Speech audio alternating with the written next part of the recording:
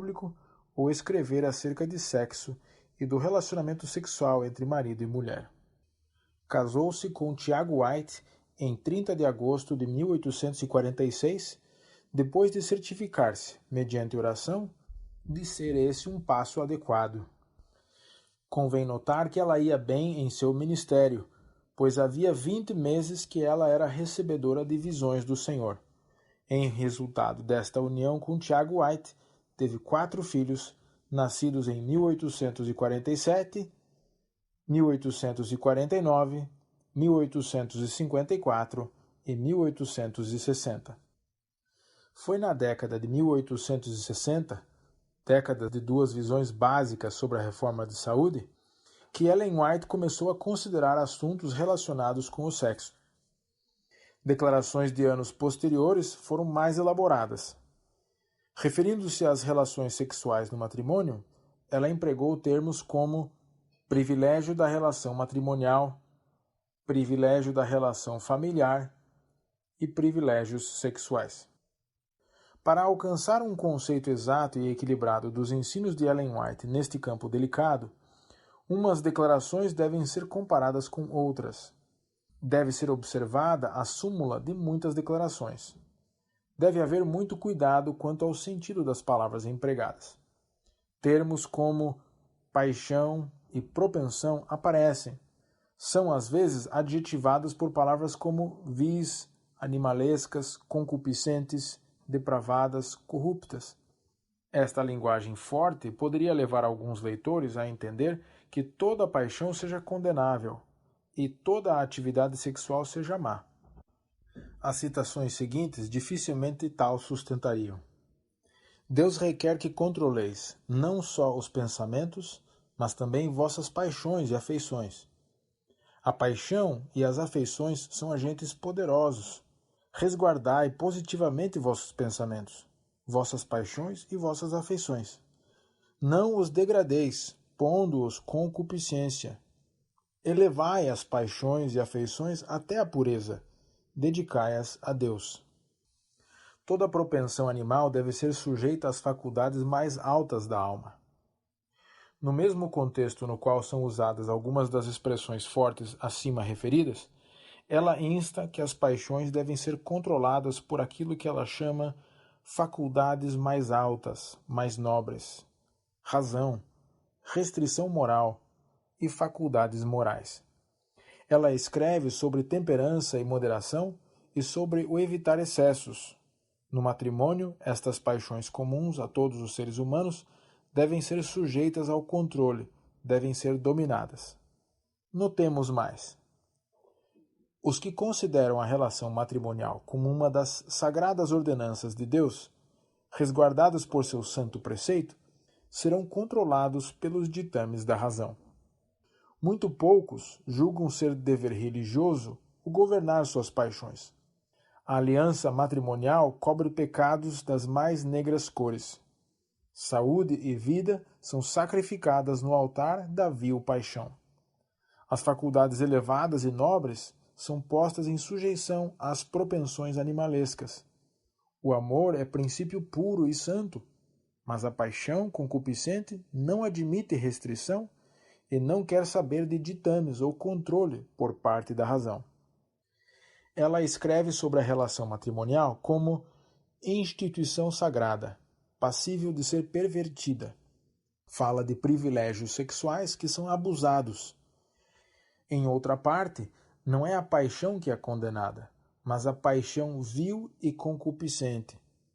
E convém observar que Ellen White se refere à intimidade no casamento como privilégio.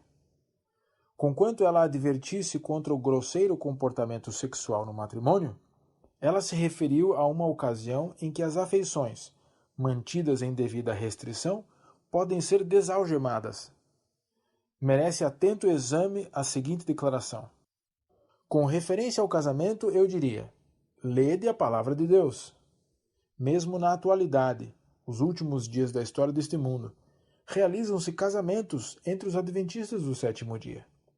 Como um povo, nunca proibimos o casamento, exceto nos casos em que havia razões óbvias para que do casamento resultasse miséria para ambas as partes.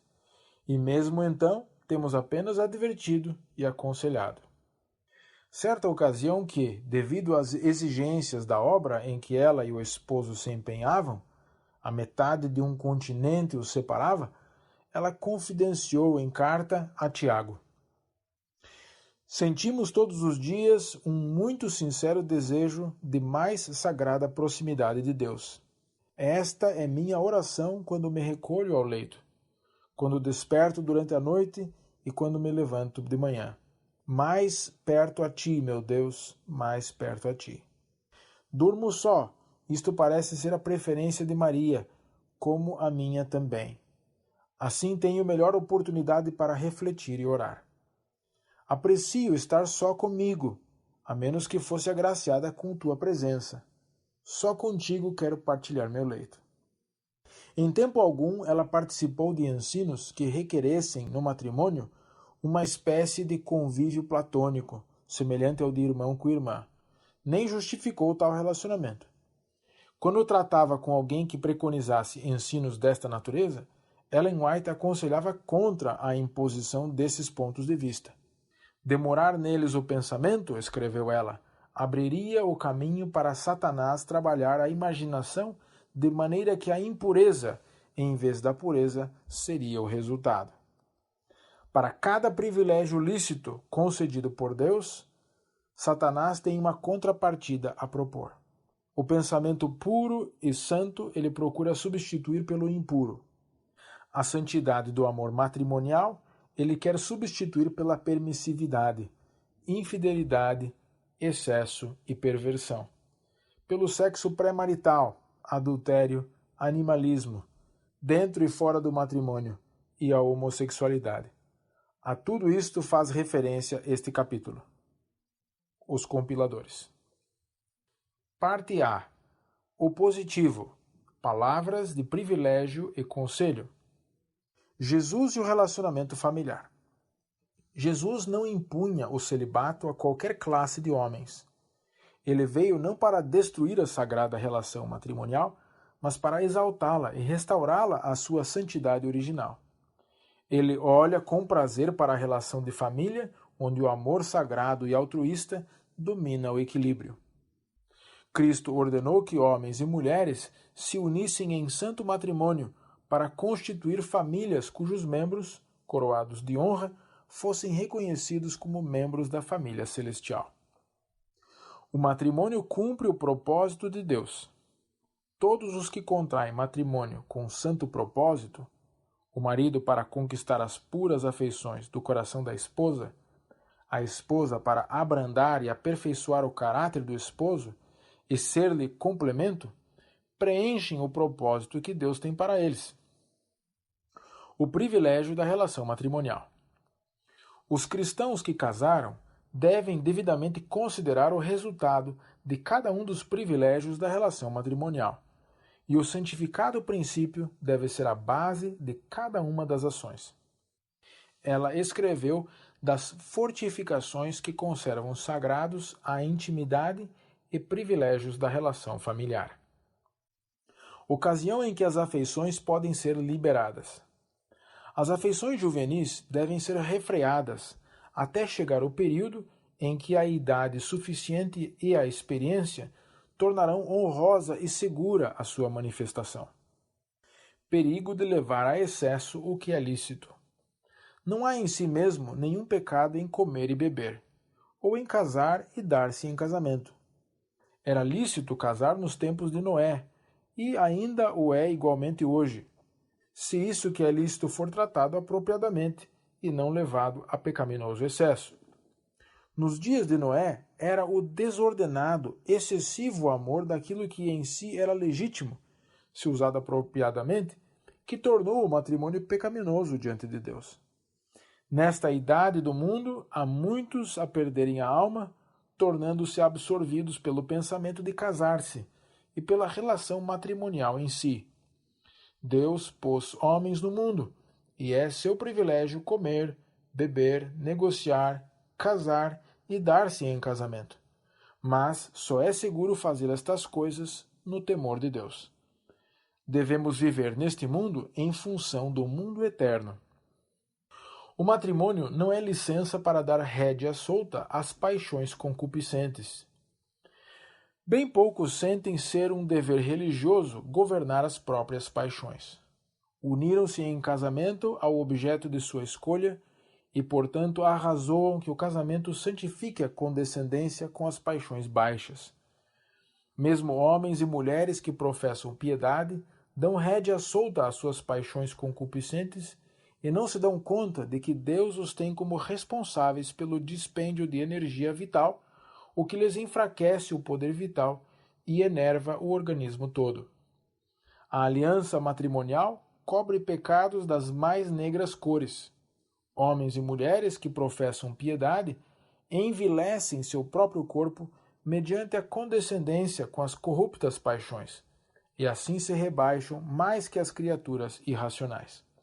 Abusam das faculdades que Deus lhes concedeu, para serem preservadas em santificação e honra. Saúde e vida são sacrificadas no altar da vil paixão.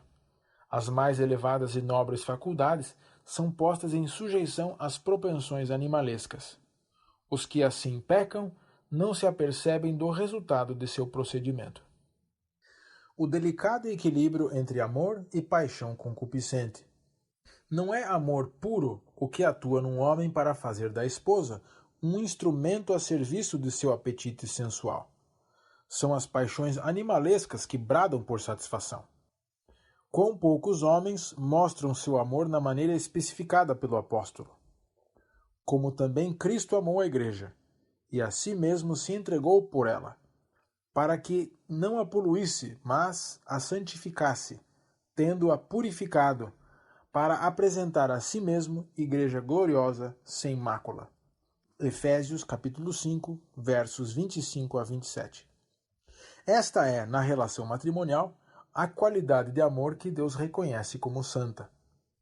É o amor um princípio puro e santo, mas a paixão concupiscente não admite restrições, nem que lhe ditem regras ou o controle da razão. É cega às consequências e não raciocina da causa para o efeito. Muitas mulheres sofrem grande debilidade e doenças crônicas porque as leis de seu ser foram desprezadas. Pisadas a pés foram as leis da natureza. A energia nervosa do cérebro é esbanjada por homens e mulheres, sendo chamado à ação contrária à natureza, para satisfazer paixões vis. E este hediondo monstro, a paixão baixa e vil, assume o delicado nome de amor. O amor em contraste com a paixão do coração humano natural.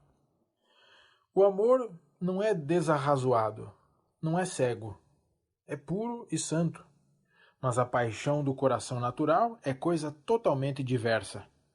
Ao passo que o amor puro introduz a Deus em todos os seus planos e está em perfeita harmonia com o Espírito de Deus, a paixão é obstinada, precipitada, desarrazoada, desafiadora de toda restrição e torna o objeto de sua escolha um ídolo. Em toda a conduta de uma pessoa possuída de amor verdadeiro, manifestar-se-á a graça de Deus. Os ditames da razão devem controlar. Os que consideram a relação matrimonial como uma das sagradas ordenanças de Deus, guardada por seu santo preceito, serão controlados pelos ditames da razão. Manter as confidências dentro do sagrado círculo familiar. Em torno de cada família existe um círculo sagrado que deve ser mantido inviolável. Nenhuma outra pessoa tem o direito de entrar nesse círculo. Nem o marido, nem a esposa permitam que outro partilhe das confidências que somente a eles pertencem. Parte B. O negativo. Palavras de restrição e cautela. O casamento não se destina a acobertar sensualidade e práticas vis. Deus nunca pretendeu que o casamento acobertasse a multidão de pecados que se praticam. A sensualidade e práticas vis, na relação matrimonial, estão iniciando a mente e o gosto moral em práticas desmoralizadoras, fora da relação matrimonial.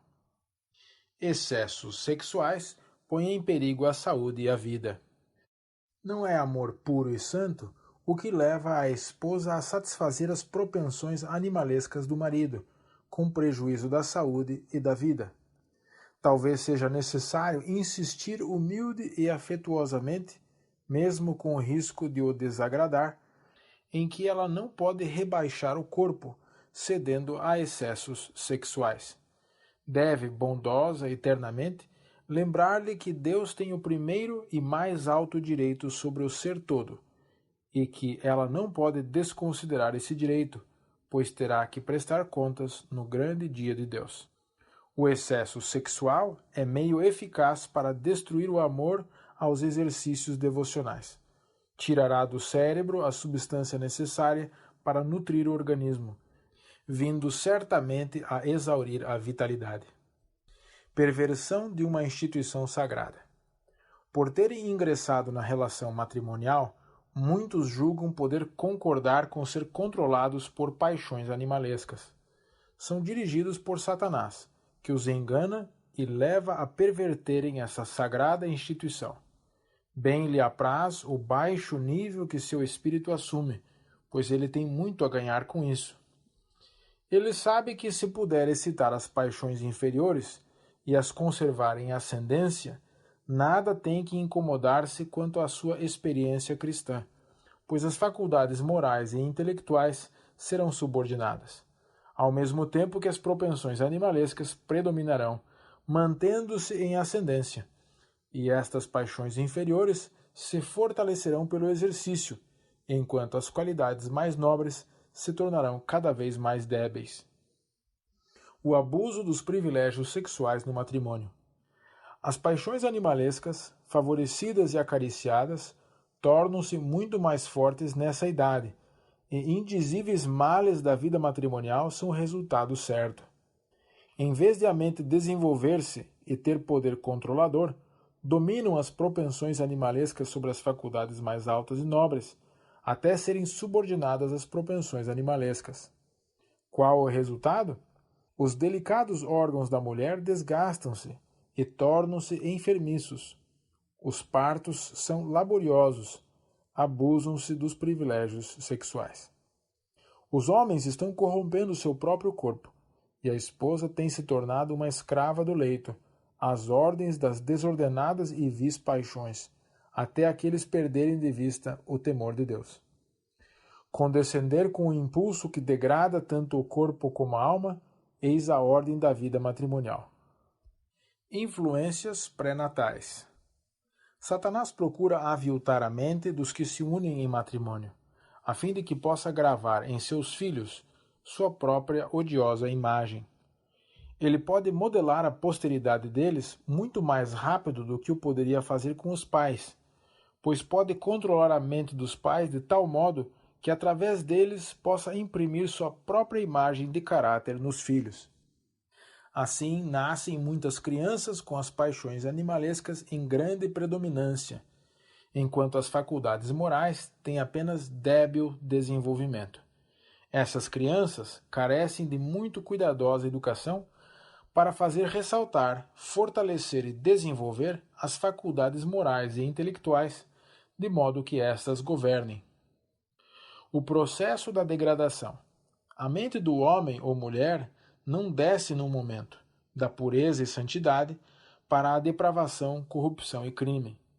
Leva tempo o transformar o humano para o divino ou para degradar os formados à semelhança de Deus ao brutal ou satânico. Contemplando, somos transformados. Embora formados em semelhança de seu Criador, pode o homem educar a mente de forma que o pecado, que ele odiava, tornar-se-lhe-á agradável. Deixando de vigiar e orar, deixa ele de guardar a cidadela, o coração, e se entrega ao pecado e crime. A mente é aviltada, e é impossível erguê-la da corrupção, enquanto ela é ensinada a escravizar as faculdades morais e intelectuais, pondo-as em sujeição a grosseiras paixões. Tem de ser mantida constante guerra contra a mente carnal, e temos de ser socorridos pela enobrecedora influência da graça de Deus, que atrairá a mente para cima e a habituará a meditar nas coisas puras e santas. Conselho às mulheres. Escrevo com mágoa no coração que as mulheres deste século, casadas ou não, com demasiada frequência não mantêm a reserva que é de se esperar. Elas agem como mulheres insinuantes, encorajam a atenção de homens casados e solteiros, e os que possuem faculdades morais debilitadas são enredados. Estas coisas, se permitidas, adormentam o sentido moral e cegam a mente, de maneira que o crime não parece pecaminoso. São despertados pensamentos que o não seriam se a mulher tivesse mantido sua posição de modéstia e sobriedade. Ela pode não ter tido propósito doloso ou premeditado motivo, mas tem encorajado homens que são tentados e que necessitam toda a ajuda que possam obter dos que com eles se associam. Mediante circunspecção, reserva, não tomando liberdades, não recebendo atenções não permissíveis, mas preservando alto tono moral e impecável dignidade, muito mal pode ser evitado. Mulheres como tentadoras. Não deveriam as mulheres que professam a verdade manter estrita guarda sobre si mesmas, para que não seja dado o menor estímulo a uma familiaridade indesculpável? Elas podem cerrar muitas portas de tentação, se a todo tempo observarem estrita reserva e comportamento apropriado. As mulheres muitas vezes são tentadoras. Sob um ou outro pretexto, granjeiam a atenção de homens, casados ou solteiros, e os vão levando até que transgridam a lei de Deus, até que se arruine sua utilidade e esteja em risco sua alma.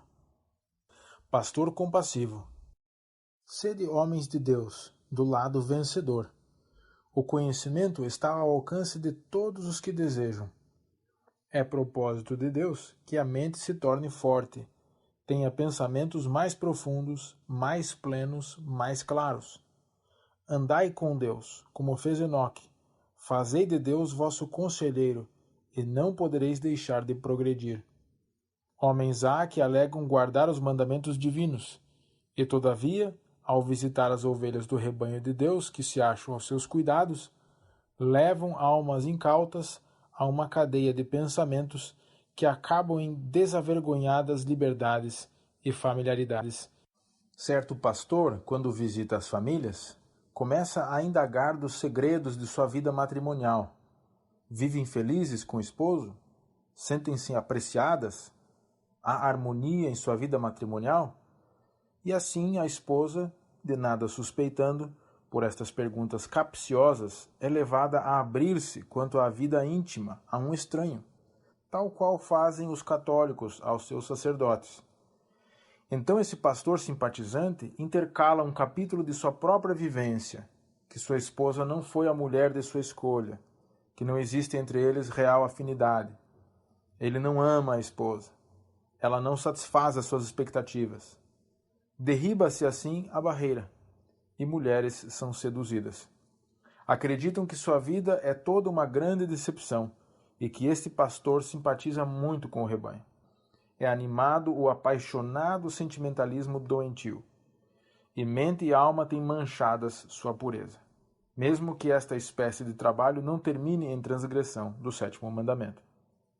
Pensamentos poluídos abrigados tornam-se hábito, e a alma se polui e conspurca.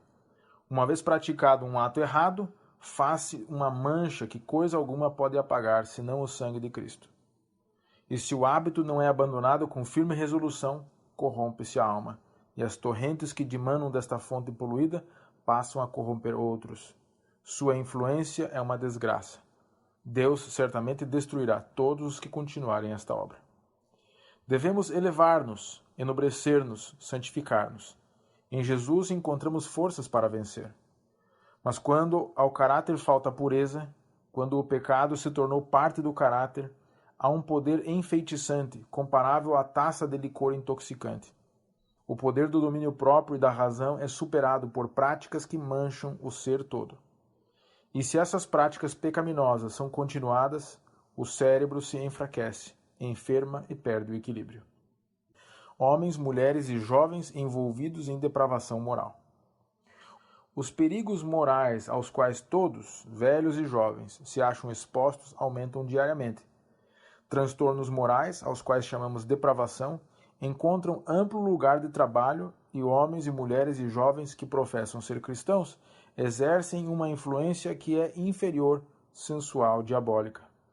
Satanás está empregando esforços de um mestre para envolver em práticas impuras homens e mulheres casados e crianças e jovens.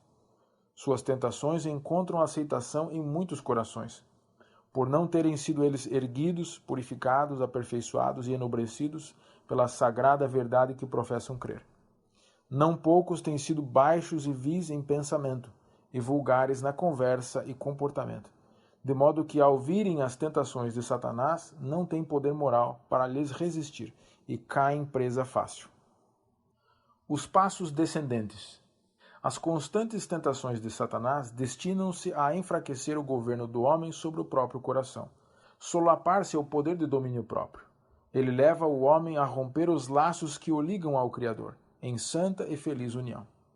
Então, uma vez desligado de Deus, a paixão alcança o controle sobre a razão, o impulso sobre os princípios, e ele se torna pecaminoso em pensamento e ação. Perverte-se-lhe o juízo, o intelecto parece debilitado, e ele precisa restaurar-se para si mesmo mediante a restauração para com Deus, tendo uma correta visão de si próprio à luz da palavra de Deus.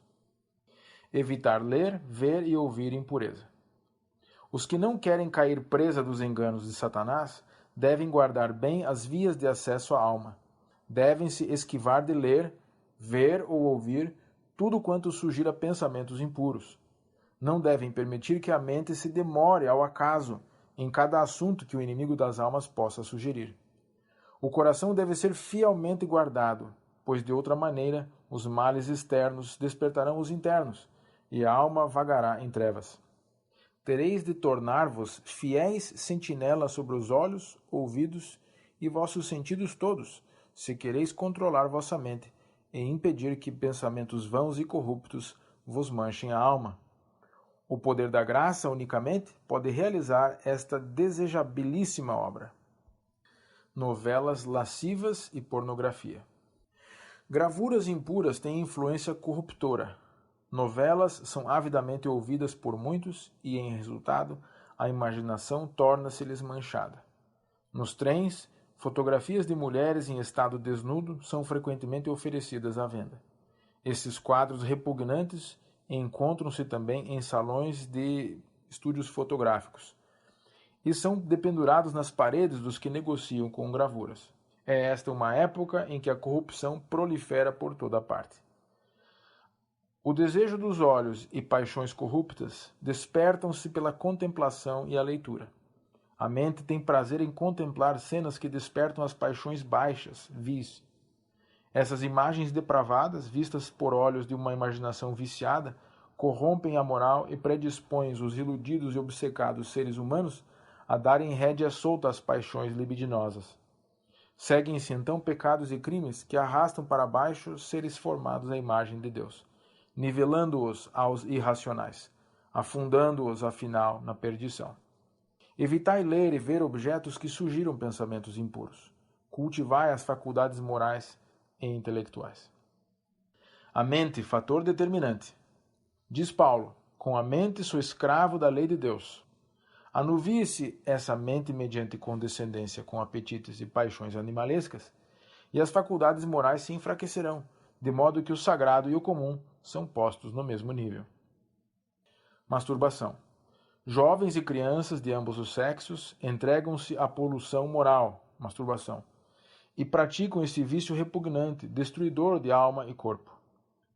Muitos professos cristãos ficam tão insensibilizados por esta prática que suas sensibilidades morais não podem ser despertadas para compreender o que é pecado, e que, se continuada, o resultado certo será o completo naufrágio de corpo e espírito. O homem, o ser mais nobre da terra, formado à imagem de Deus, transforma-se num animal. Faz de si mesmo um ser repulsivo e corrupto. Todo cristão tem de aprender a restringir suas paixões e controlar-se por princípios. A menos que faça isso, será indigno do nome de cristão. Alguns que fazem alta profissão de fé não compreendem o pecado do abuso próprio e seus resultados certos. O hábito firmado desde muito tempo cegou-lhes o entendimento. Não reconhecem a grandíssima pecaminosidade deste pecado degradante, que enerva o organismo e destrói a energia nervosa do cérebro. Os princípios morais são muitíssimo fracos quando entram em conflito com hábitos firmados. As solenes mensagens do céu não podem impressionar vigorosamente o coração que não seja fortalecido contra a condescendência com esse vício degradante. Os nervos sensitivos do cérebro perderam seu tono sadio, pela mórbida excitação por satisfazer um desejo antinatural de condescendência sensual. Os nervos do cérebro, que comunicam com todo o organismo, são o único meio pelo qual o céu pode comunicar-se com o homem e afetar sua vida íntima. O que quer que perturbe a circulação das correntes elétricas do sistema nervoso diminui a força dos poderes vitais, e o resultado é o amortecimento das sensibilidades mentais. Algumas crianças começam a prática da poluição própria na infância, e ao crescerem em anos, as paixões concupiscentes crescem com o seu crescimento e fortalecem-se com o seu fortalecimento. Não têm mente tranquila.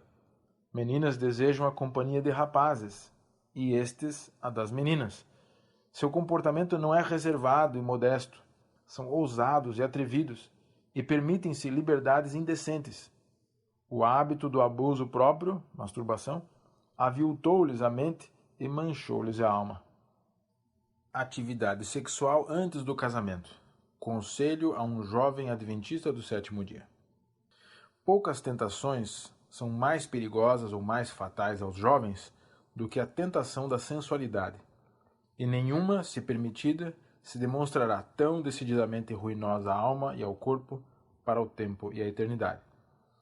Foste-me mostrado em companhia de N durante horas da noite. Bem sabes de que modo foram passadas essas horas.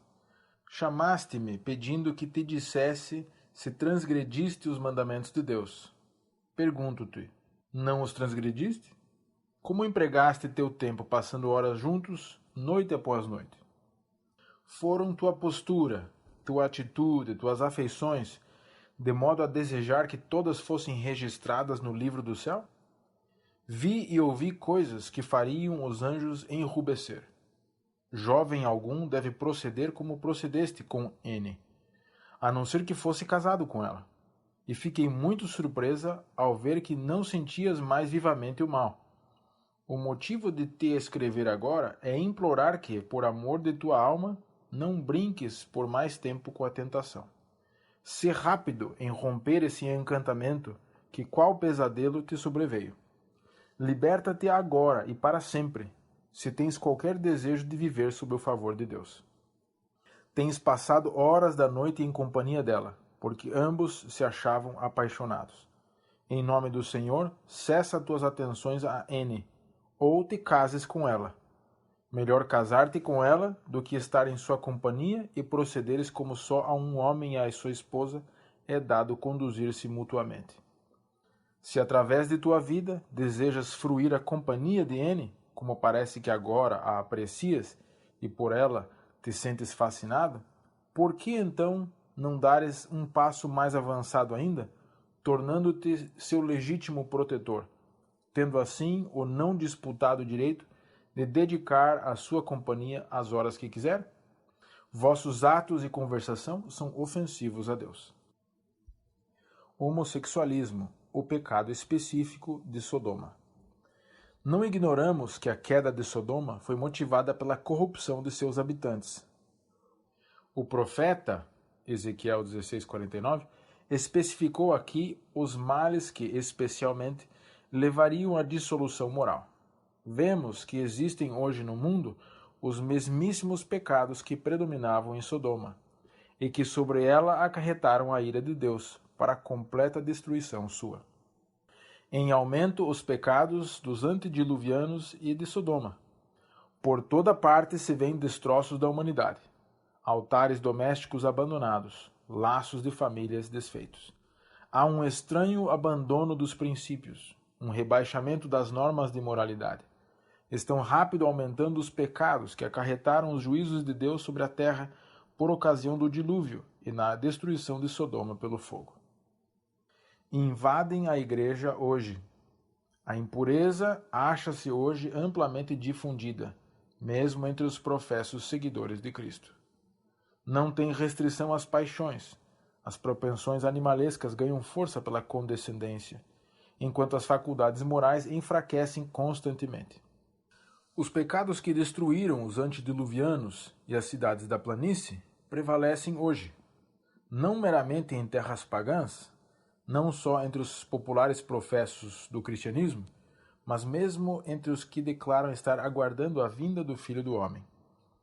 Se Deus vos apresentasse esses pecados tal qual aparecem à sua vista, encher-vos-íeis de vergonha e terror. Cerrando os olhos à luz. A condescendência com as mais vis paixões levará muitíssimos a cerrar os olhos à luz, porque temem ver pecados que estão indispostos a abandonar. Todos veem se ver quiserem. Se preferem as trevas à luz, nem por isso sua criminalidade será menor. Por que os homens e as mulheres não leem, tornando-se inteligentes nesses assuntos que tão decididamente afetam sua força física, intelectual e moral? Deus vos deu uma habitação, para dela cuidardes e a preservardes nas melhores condições, para seu serviço e glória. Vosso corpo não vos pertence. Parte C. Compensação e vitória. Palavras de promessa e esperança. Necessidade de sincero arrependimento e resoluto esforço. Os que corrompem o próprio corpo não podem fruir o favor de Deus antes de se arrependerem sinceramente, realizarem uma completa reforma e aperfeiçoarem a santidade no temor do Senhor. A única esperança para os que praticam hábitos vis é deixá-los para sempre, se é que dão qualquer valor à saúde aqui e à salvação no além. Quando estes hábitos forem praticados por um período de tempo bastante longo, requer-se resoluto esforço para resistir à tentação e recusar a corrupta condescendência. Controle da imaginação. A imaginação tem de ser positiva e persistentemente controlada se as paixões forem submetidas à razão, à consciência e ao caráter. Subordinados à vontade de Deus, todos os que têm qualquer verdadeiro senso do que abrange ser cristão, sabem que os seguidores de Cristo estão na obrigação, como discípulos seus, de trazerem todas as suas paixões, forças físicas e faculdades mentais em perfeita subordinação à sua vontade. Os que são controlados por suas paixões não podem ser seguidores de Cristo. Estão demais devotados ao serviço de seu mestre, o originador de todo o mal, para abandonarem seus hábitos corruptos e escolherem o serviço de Cristo. Pensamentos, fator importantíssimo. Pensamentos impuros levam a impuros atos. Se Cristo for assunto de contemplação, os pensamentos ficarão largamente separados de qualquer assunto que levará a atos impuros. A mente se fortalecerá ao demorar sobre assuntos enobrecedores. Se educada a fruir no conduto da pureza e santidade, tornar-se-á sadia e vigorosa. Se educada a demorar em temas espirituais, ela naturalmente tomará esse rumo. Mas essa atração dos pensamentos para coisas celestiais não pode ser alcançada sem o exercício da fé em Deus e um fervoroso e humilde apoiar-se nele para receber a força e graça que seja suficiente para qualquer emergência. O pecado dos devaneios, fantasiar. És responsável perante Deus pelos teus pensamentos. Se condescenderes com vãs imaginações, permitindo que a mente se demore em assuntos impuros, será, em certo sentido, tão culpada perante ele como se teus pensamentos fossem levados à ação. Tudo o que impede a ação é a falta de oportunidade. Pôr sob controle os pensamentos. Deves controlar teus pensamentos. Não será isso tarefa fácil. Não o conseguirás sem assíduo e mesmo árduo esforço. Deus requer que domines não só teus pensamentos, mas também as paixões e afeições. Tua salvação depende de governares nessas coisas. A paixão e a afeição são agentes poderosos. Se mal aplicadas, se postas em operação por motivos injustos, se mal colocadas, são poderosas para realizar tua ruína e deixar-te um infeliz destroço, sem Deus e sem esperança. Pensamentos acariciados tornam-se um hábito. Pensamentos poluídos acariciados tornam-se hábito, e a alma é ferida e manchada. Praticai uma vez uma ação má, e forma-se uma mancha que coisa alguma pode remover, senão o sangue de Cristo. E se o hábito não é abandonado com firme resolução, a alma se corrompe, e as correntes que manam desta fonte corruptora corrompem a outros. Pensamentos controlados devidamente. Devemos ter em alta conta o devido controle de nossos pensamentos, pois esse controle prepara o espírito e a alma para trabalharem de comum acordo pelo Mestre.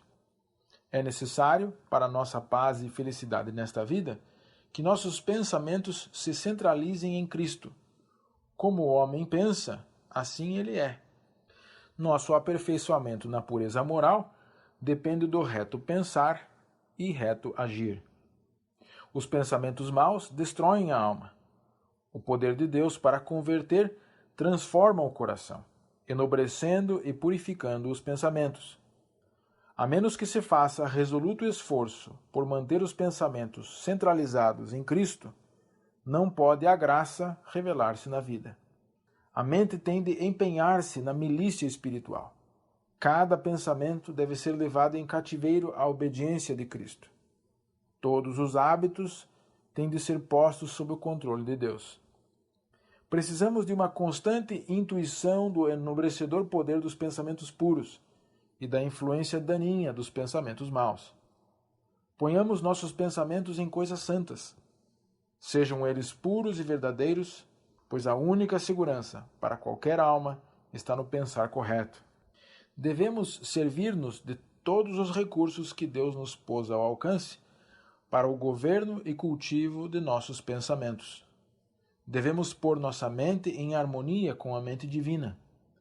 A verdade de Deus nos santificará, corpo, alma e espírito, e seremos habilitados a erguer-nos acima das tentações.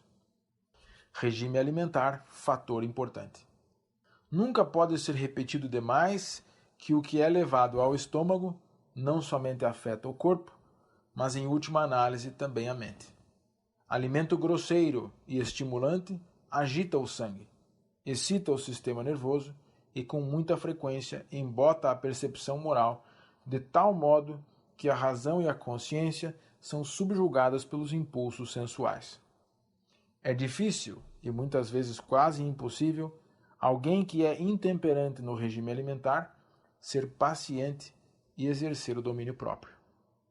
A carne excita e fortalece as paixões inferiores. Não devemos pôr carne diante de nossos filhos. Sua influência é excitar e fortalecer as mais baixas paixões, tendo a tendência de amortecer as faculdades morais.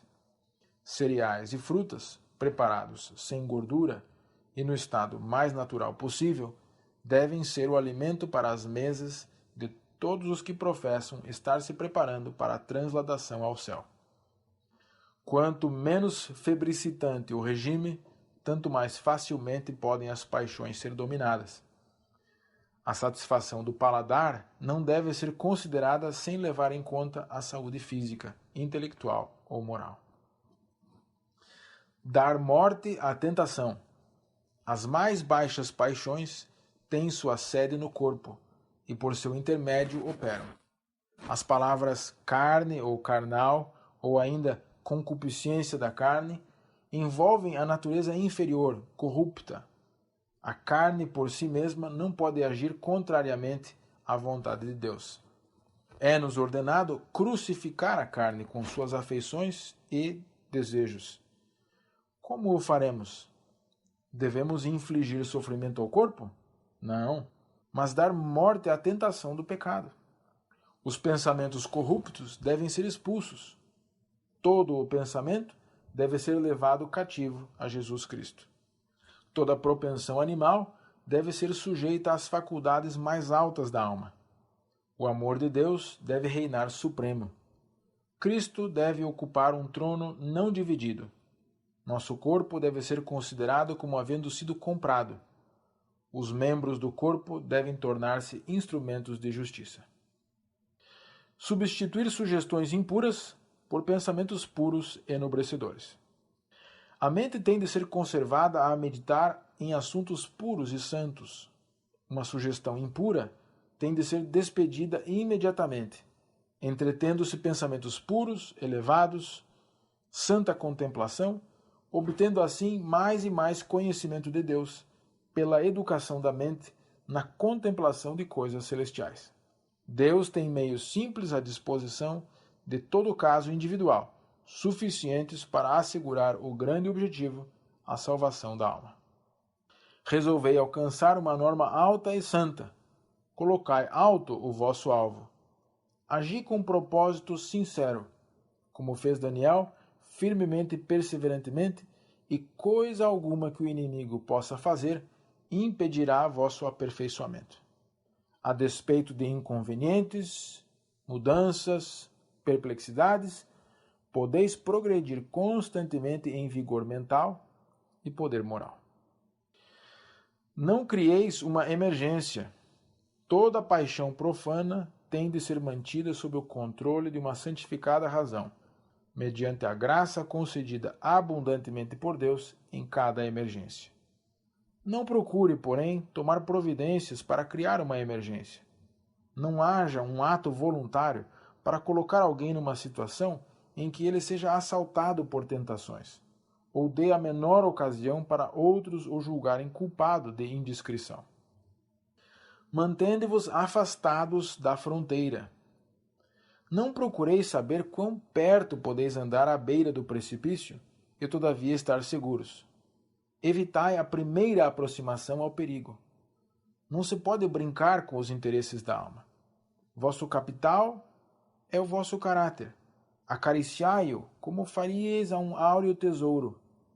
A pureza moral, o respeito próprio, o forte poder de resistência têm de ser acariciados firme e constantemente. Não julgue ninguém que ele possa vencer sem o auxílio de Deus. Precisais ter a energia, a força, o poder de uma vida interior produzida em vosso íntimo. Produzireis, então, frutos para a santificação e abominareis intensamente o vício. Deveis lutar constantemente para manter afastada a mundanidade, as conversas fúteis, tudo o que é sensual, e vos propordes como alvo a nobreza da alma e um caráter imaculado. Vosso nome pode manter-se tão puro que não pode com justiça ligar-se a qualquer coisa desonesta ou injusta. Ao contrário, será respeitado por todos os bons e puros, e pode ser inscrito no livro da vida do Cordeiro. Ou Satanás ou Cristo no controle. Quando a mente não está sob a direta influência do Espírito de Deus, Satanás pode moldá-la segundo lhe apraz. Todas as faculdades racionais que ele controla, torná-las-á carnais. Opõe-se diretamente a Deus em seus sentimentos, pontos de vista, preferências, gostos, desgostos, escolhas e conduta. Não tem prazer naquilo que Deus ama ou aprova, mas deleita-se nas coisas que ele despreza. Se Cristo habita no coração, ele estará em todos os nossos pensamentos.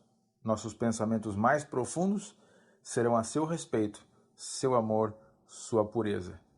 Ele preencherá todas as câmaras do Espírito. Nossas afeições centrar-se-ão em Jesus. Todas as nossas esperanças e expectativas serão relacionadas com Ele. Viver a vida presente pela fé no Filho de Deus, aguardando e amando sua vinda, será a maior alegria da alma. Ele será a nossa coroa de glória. Nosso coração repousará em seu amor. Vigilância vitalícia. Enquanto durar a vida, haverá necessidade de resguardar as afeições e as paixões com firme propósito. Há uma corrupção interna, há tentações externas, e onde quer que se deva promover a causa de Deus, Satanás planeja dispor as circunstâncias de modo que a tentação sobrevirá à alma com força avassalante. Nenhum momento podemos estar seguros, a não ser que estejamos confiantes em Deus, tendo a vida escondida com Cristo em Deus. Deus está preparando um povo. O povo de Deus deve não só saber sua vontade, mas também praticá-la. Muitos serão removidos do número dos que conhecem a verdade, porque não são santificados por ela. A verdade tem de introduzir-se-lhes no coração, santificando-os e purificando-os de toda a mundanidade e sensualidade da vida mais íntima. O templo de sua alma tem de ser purificado. Todo mau ato secreto que se pratique é como se o fosse na presença de Deus e dos santos anjos, pois todas as coisas aparecem abertas perante Deus, e dele coisa alguma pode ser escondida. Deus está purificando um povo de modo a terem mãos limpas e puro coração, para se apresentarem diante dele no juízo. A norma deve ser exalçada, purificada a imaginação. A paixão, acumulada em volta de práticas aviltantes, tem de ser renunciada, e a alma erguer-se a pensamentos puros, práticas santas. Todos os que subsistirem ante as provas e tribulações iminentes serão participantes da natureza divina, tendo escapado, não participado, da corrupção das paixões que há no mundo. Capítulo 21.